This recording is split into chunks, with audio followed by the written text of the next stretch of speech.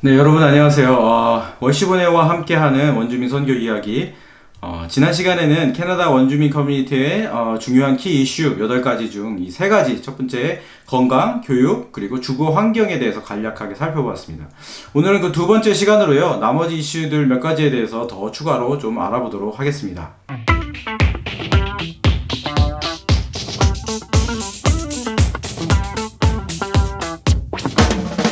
네, 캐나다 원주민 커뮤니티의 중요한 키 이슈 8가지 중, 네 번째와 다섯 번째에 차지하고 있는 것이 뭐냐면, 이 낮은 소득 수준과 이 높은 실업률입니다.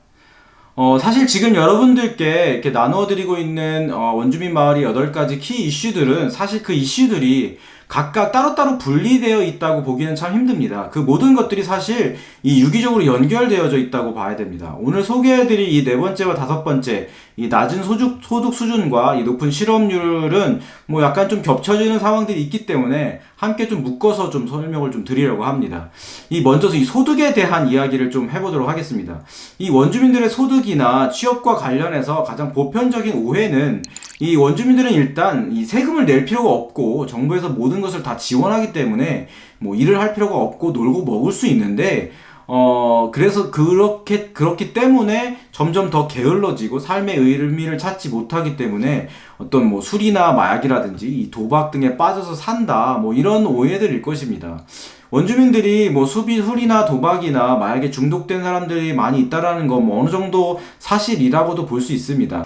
이 술이나 마약에 중독된 그런 문제들은요, 뭐 어떤 사회에나 존재하는 그런 사회 문제가 아닐까라는 생각이 들고요. 어느 사회나 어두운 이면이 존재를 하니까 원주민들만 꼭 그렇다라고 말하기는 좀 힘든 것 같고요. 또한 이 원주민들이 다 그렇게 살아가고 있는 것은 사실 아닙니다. 원주민들도 이 건강한 생각으로 삶을 세워가고 자신들의 커뮤니티를 돌보는 그런 훌륭한 리더들도 정말 많이 계시고, 그 많은 그런 원주민 그런 커뮤니티의 발전을 이루기 위해서 많이 헌신하시는 그런 훌륭한 그런 원주민들도 참 많이 있습니다. 그리고 모든 원주민들이 다 일을 하지 않아도 될 정도로 이 정부에서 돈을 많이 받는다는 것도 사실과는 사실 많이 다릅니다.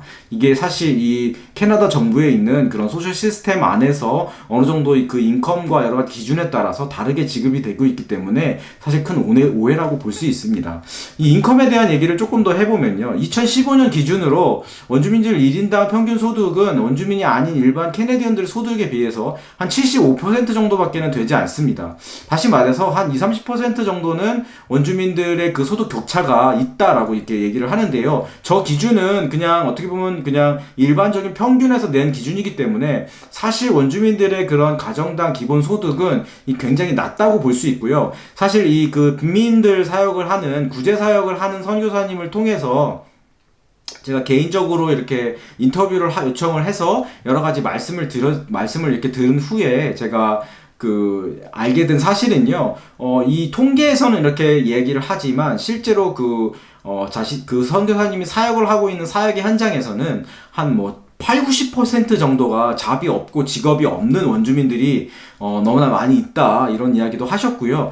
굉장히 좁은 그런 원베드나 투베드 정도밖에 되지 않는 좁은 그런 베이스먼트 공간에서 한 6-7명이 정말 그 난민 수준으로 이렇게 몰려서 사는 그런 어려운 환경 가운데, 그 빈곤한 가운데 있는 그런 환경에 있는 원주민들, 저소득층으로 분류가 돼서 살고 있는 원주민들이 많은데, 또 그나마도 또 어떤 알코올이라든가 마약이라든가 이런 거와 연루가 됐다거나 뭔가 문제가 생기면 사실 이 캐나다에서는 정말 가차없이 그 지원금을 끊어버리기 때문에 그나마도 좀 뭔가 삶을 정말 제대로 영위할 수 없는 그런 상황 가운데 있는 분들은 정말 경제적으로 정말 어려운 환경 가운데 있다라는 것, 정말 좀 우리가 알 필요가 있을 것 같고요. 또 특별히 이 원주민들이 살고 있는 그 지역들은 이 원거리다 보니까 실질적으로 식료품들이나 그런 공산품들의 가격이 굉장히 높습니다. 이 릴루엣의 경우에도 전도연행 팀들이 가서 보면 어떤 부분은 조금 가격이 저렴한 것도 있지만 대부분 이 공산품에 해당하는 부분들은 가격들이 굉장히 높고 이렇게 높게 책정되어 있는 것들을 이렇게 경험할 수 있는데요. 마을들이 외지인 경우에는 또 그 장을 보기 위해서 한참 또 차를 타고 나가야 되고, 그걸 위해서 또 많은 비용들이 발생을 하게 됩니다. 그리고 원주민들과 원주민이 아닌 사람들과의 그런 빈부 격차가 10년 동안 2% 정도밖에 개선이 되지 않았다라는 통계 결과가 있거든요. 2005년 통계와 2015년 통계 가운데서 약 한 2% 정도밖에 개선이 안 됐다라는 것은 거의 그 원주민들의 형편이 나아지지 않고 있다라는 것들을 우리가 알 수 있습니다. 이 캐나다 정부에서는 원주민들에게 제공하는 사회복지 혜택들이 많이 있지만 사실 그것은요, 이 신청을 해당 사항이 있어서 신청을 해야지 받을 수 있는 부분들이 대부분이고요. 사실 그것이 이렇게 굉장히 몰고 먹을 수 있을 정도로 지원이 많다라고 보기는 사실 힘듭니다.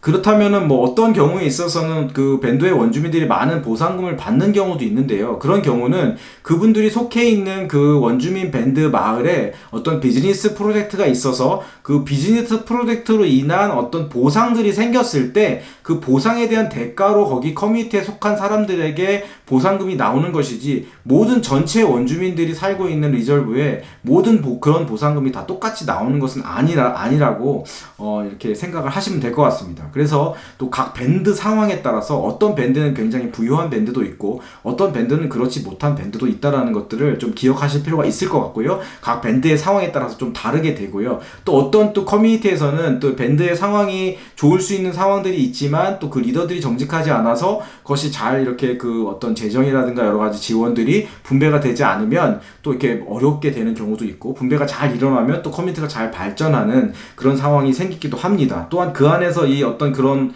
그 정치적인 알력을 통해서 싸움이 일어나기도 하고 분쟁이 일어나기도 하는데, 분열이나 싸움을 통해서 또 더 어려워지는 경우도 많이 생기기도 합니다. 또 이 리저브 안에 살고 있는 사람들 같은 경우는 그렇지만요, 또 이 리저브 밖을 떠나서 도시에 거주하는 원주민들 같은 경우에는 이 밴드로부터 받을 수 있는 지원들로부터 많이 분리가 되기 때문에 많은 또 원주민들이 이 도시 빈민이 되거나 또 홈리스 생활을 하게 되는 경우도 많이 있다라고 볼 수 있습니다.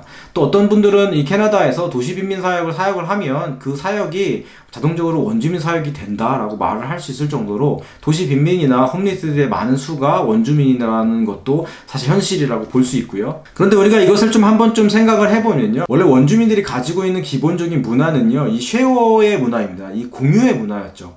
공동체가 함께 공존하면서 자연과 더불어 살아가고 있었고, 특별히 소유에 대한 개념이 없었기 때문에 원주민 공동체에는 가난함이나 굶주림 혹은 홈리스가 아예 있을 수가 없었습니다.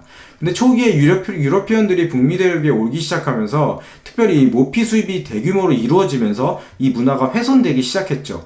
원래 원주민들은 꼭 필요한 수만큼을 사냥했고, 사냥한 동물들을 여러 가지 다양하게 사용을 하였고, 공동체가 이를 함께 나누면서 살았는데, 무언가를 많이 소유한다는 건 이동을 힘들게 하기 때문에 소유를 하지 않으려고 하는 성향들이 있는 게 사실 문화적인 근본이었습니다. 그런데 유러피언들이 대규모 모피 수입을 하기 시작하면서 더 많은 동물들을 죽이게 됐고, 그걸로 인해서 형성된 여러 가지 그런 마켓과 그런 수출 수입의 어떤 포인트들을 통해서 원주민들도 좀 도시화가 되고, 이 경제 원리 속에서 그 모네타이징 시스템 속에서 영향을 받게 되었고, 그 안에서 각자의 필요에 따라서 서로 나누고 함께 공유하는 이런 공동체가 아니라 좀 더 그 경제적인 경제적인 것에 더 균형이 깨어지는 그런 사회로 간 게 아닌가라는 생각을 합니다. 각자 필요에 따라서 서로를 나누고 함께 공유하는 공동체, 어떻게 보면 이런 공동체가 우리 기독교인들이 꿈꾸는 그런 정말 이상적인 공동체가 아닐까라는 생각도 한번 해봤습니다.